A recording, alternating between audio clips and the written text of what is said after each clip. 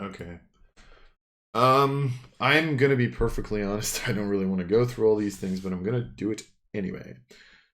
Warriors, strength or dexterity. Fighters rules many battlefields. Questing knights, world champions, elite soldiers, hardened mercenaries as fighters. They all share an unparalleled prowess with weapons and armor. Well acquainted with death, both meeting and out, staring you defiantly in the face. Learn the basics of all combat styles.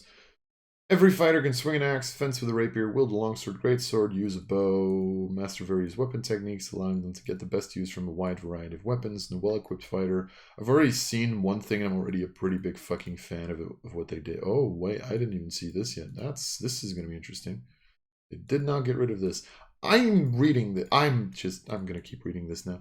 Every fighter can swing an axe, fence with a rapier, wield a longsword, greatsword, and use a bow. Fighters master various weapon techniques, allowing them to get the best use from a wide variety of weapons, and a well-equipped fighter always has the right tool at hand for any combat situation. Likewise, a fighter is adept with shields and every form of armor. Sure. Beyond that basic degree of familiarity, each fighter specializes in a certain style of combat. Some concentrate on archery, someone fighting with two weapons at once, and someone augmenting their martial skills with magic.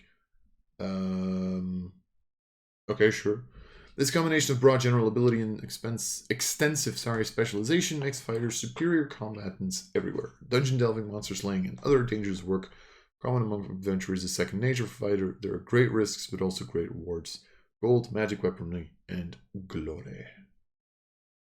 So I'm going to wait with the design notes. I'm going to go through the table first. I'm curious. They actually called it 2 extra attacks, 3 extra attacks. It's hilarious. Sorry.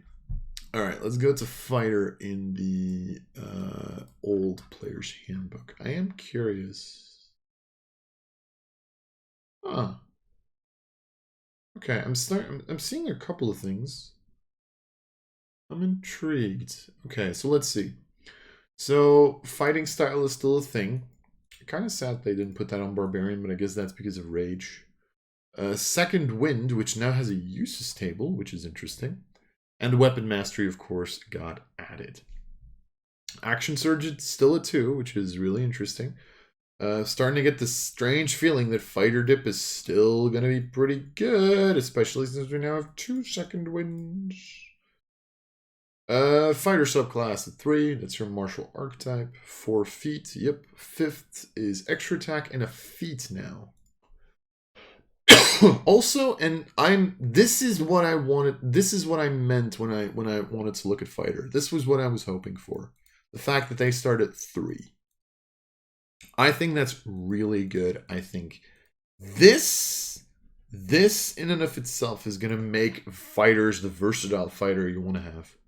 Because let's be honest, currently fighters just have one weapon and that's it. Now they can actually change their weapon, at least based off of that. If they fucking still go with superiority dice that only work on ranged attacks, they're still not going to change their fucking tune. But hey,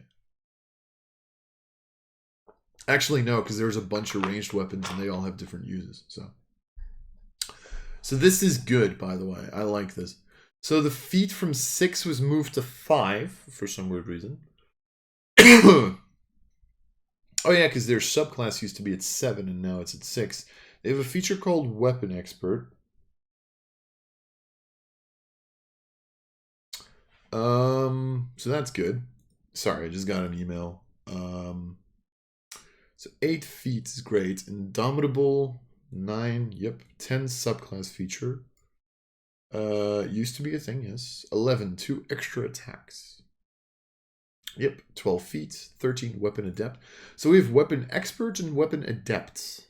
13 used to be a second use of Indomitable, apparently. And again, 14 subclass feature. Used to be an ability score improvement, but there's 15. So wait, fighter got an extra ability score improvement compared to everybody at 6? And at 16, no, not 16, sorry, 14. Right, because fighters got it at 4, 6, 8, 12, 14, 16, and then 19. So they moved the 14 one to 15 and the 6 one to 5. So you still have the same amount of feats or ability score improvements. And apparently you also get improved action surge. Which, to be fair, it's 17. You used to get a second use of Action Surge. So I don't know what that's going to be. Unconquerable at 17. So this is really different. Then 3 attacks was moved from 17 to 18. So that's kind of their capstone. Oh, nope, sorry. I thought extra attack was 17. You know why I keep thinking that your third extra attack is 17? Because cantrips give you your 4th damage die at 17. I keep thinking that fighters get their 4th attack at level 17, but that's only at 20. So it became their capstone at 18. Never mind. Sorry. And yeah, so pretty much, I mean, I think we can pretty much very safely assume that subclasses are always going to be 3, 6, 10, 14, right? So I am curious what subclass they're gonna give them. Okay, here. Fighter updates. Persuasion has been added to the class skill list. Sure. Second wind cannot be used more than once between long rest without requiring a short rest. Does that mean that you don't get them back on a short rest anymore? Because that was kind of a cool thing. So Weapon Master we already know about. Action Surge is now limited to certain fighter-themed actions. Yeah, I figured. They had to nerf Action Surge. They had to. They had to. We all know that. Everybody in this world, this is one of the basic tenets of RPGs. If you have a way to get more actions, it is very likely the most broken fucking feature in the game. That's why Lone Wolf in Divinity Original Sin is broken. That's why Action Surge is such a powerful ability. That's why Haste is such a powerful spell. Yeah. So Weapon Expert is new. Indomitable now gives you a bonus to the reroll equal to your What? Holy shit, that's broken! You get a bonus to your save equal to your level. That's awesome. That's cool. Improved Action Surge. Improved Action Surge just used to give you 2 Action Surges. I don't know if that means it's still a thing. Unconquerable is a new 17th level feature, which incorporates extra use functionality formerly part of Indomitable. Wait, did Indomitable used to do stuff? It just gave you an extra save, dude. I don't know what. Okay, sure. 3 extra attacks is now 18, and yeah, okay. So we already knew that. So this seems to be the same. Saving throw, strength, and constitution was always the case. Yeah, so they added persuasion to the list, right? I think it was, yeah. So acrobatics, animal handling, athletics, history, insight, intimidation, persuasion, perception, and survival. Okay, so that's all fine. Weapons, simple weapons, and martial weapons, I mean, I figured, and then all armors and shields. Okay. So nothing really changed. Multiclassing, at least of 13 in either strength or dex. So that's cool. I gain proficiency with martial weapons. When you gain your first fighter level, you gain armor training with... Oh, wait, they changed that. They really got rid of the dips. They are really trying to get rid of level dips. Because, for those of you wondering, the multi-class on fighter, I'm going to check it just to be safe. But multi-classing on fighter used to be all armors. Because it used to be the only class that gave that. It was the only class that actually gave you all armors if you multi-classed. Where the oh, there it is, multi-classing. Fighter used to give you... Oh no, it didn't. Huh? Why am... Okay, I'm remembering this wrong. Sorry. Huh. Also, apparently, multi-classing to Barbarian didn't used to give you proficiency with armor. Apparently, I didn't know that. Huh. I thought Fighter gave you... proficiency with all armors. That's weird. Okay. Okay, sure. My mistake. Sorry. Fighter class features. You have honed your martial prowess and gained the fighting style defense, or you gain another fighting style feat of your choice. So yeah, those are just the fighting style feats. I don't know if they specify them here, but anyway. You have a limited well of stamina that you can draw on to recover from harm. As a bonus action, you can regain hit points equal to 1d10 plus your fighter level. You can use this feature twice, plus to regain, and then you need to use a long rest. Okay. Moving from like short rest to long rest, I've never really been sure how to feel about that. Because it really depends on how you run, right? Like if you're running like one fight, then this is clearly better. If you're running into a dungeon where you can short rests, then even then it's not necessarily better. It depends really on how often you short rest. Technically, like from level 4 onwards, you need to short rest twice between now and your long rest in order for this not to be worth it, right? So I think this is fine as a change. I don't know how I feel about it. I think it's fine, honestly. Weapon mastery, so you get 3, which again I'm really happy with. This is the one I wanted to know. Action surge.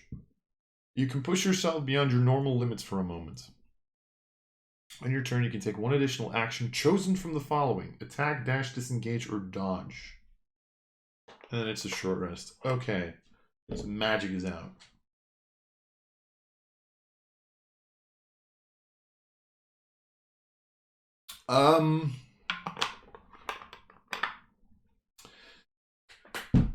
Here's the thing. I'm going to say this again. This had to happen. It did. This is something that I 100% agree with. Now the question is, what does this do? This stops any kind of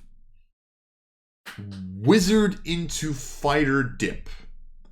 Right? I don't know if anyone's seen my Solasta streams, the solo run that I did there. One of the big uses of Action Surge was Fireball, Action Surge, Fireball, and just destroy everything.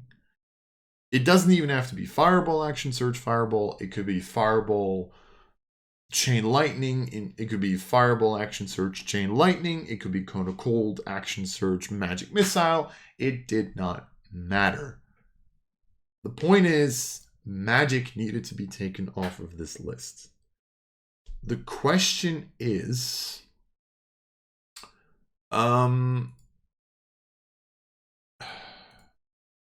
because I think, and I quickly want to see Paladin for a second. Because, for those of you who don't remember, Paladin was changed. And I think the way it was changed was that Divine Smite of a Paladin now only was able to work once per turn, right? Because that was also a big thing. That's subclasses. Divine Smite. Immediately after you hit a target with an attack roll, you can use Divine Smite no more than once during a turn.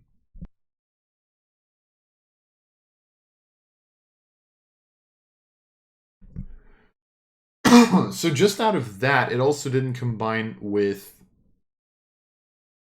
Paladin anymore. So really, this very heavily becomes a martial thing. It still works with Warlock, right? Because Warlock now has the cantrip where you can put the Pact on.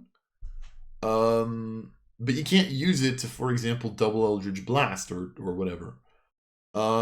It probably will work with Ranger. Seeing as Hunter Mark is still the same, it'll increase your damage there. Hex got changed as well, so